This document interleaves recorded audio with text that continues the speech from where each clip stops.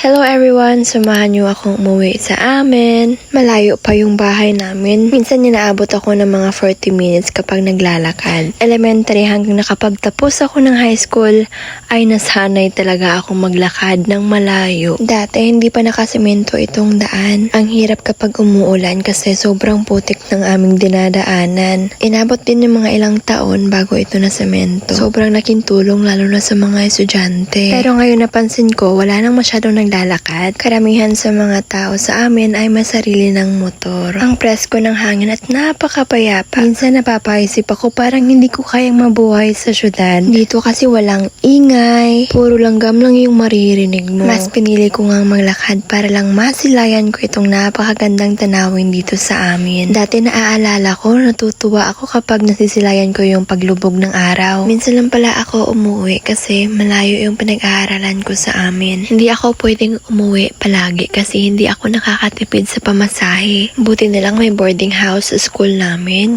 Laking tulong lalo na sa akin na nakatira sa malayo. Nakakapanibago lang kasi simula nung nag-college ako, hindi ko na masyadong nakakasama si mama at si papa. Konting lakad na lang at marapit na nga ako sa amin. Para sa akin, okay lang na maglakad ako galing sa highway hanggang dito sa amin as long as hindi siya mainit. Grabe yung init ng panahon ngayon, para kang niluluto. Minsan kahit magdala ka pa ng payong ay tumatalab pa rin talaga yung init ng araw. Mga 5 minutes na lang po at makakarating na tayo sa amin. Grabe ang lakas ng hangin dito. Nakakawala ng pagod sa paglalakad. Ang ganda ng araw ngayon. Sana ganito palagi. Nakakawala talaga ng stress. Sakto galing ako sa exam. Buti na lang at umuwi ako. Dumaan nga muna ako sa palengke para bumili ng ulam namin. Saktong-sakto kasi gutom na ako. Sana lang ay nakapagluto na sila ng kanin. Salamat po sa panunood. Sana po ay manood ulit kayo